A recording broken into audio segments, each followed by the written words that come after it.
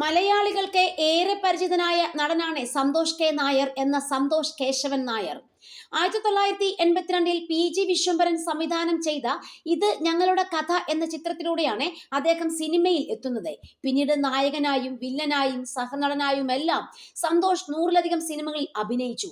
വളരെ കുറഞ്ഞ സീരിയലിലും അഭിനയിച്ച അദ്ദേഹം മലയാളത്തിലെ ഒട്ടുമിക്ക നടന്മാരുടെ ഒപ്പവും അഭിനയിച്ചിട്ടുണ്ട്. ഇപ്പോൾ മലയാള സിനിമയിലെ മദ്യപിക്കുന്ന നടന്മാരെ കുറിച്ച് പറയുകയാണ് സന്തോഷ് കെ നായർ. രാവിലെ എഴുന്നേറ്റതു മുതൽ മദ്യപിക്കുന്നവരുണ്ടെന്നാണ് അദ്ദേഹം പറയുന്നത്. അത്തരം ആളുകളുടെ പേര് പറയില്ലെന്ന് പറയുന്ന സന്തോഷ്, എന്നാൽ മദ്യപിക്കാത്ത ചിലരുണ്ടെന്നും അദ്ദേഹം പറയുന്നു. സുരേഷ് ഗോപി, സിദ്ദിഖ്, ജഗദീഷ് എന്നിവർ മദ്യപിക്കാറില്ലെന്നാണ് അദ്ദേഹം പറയുന്നത്.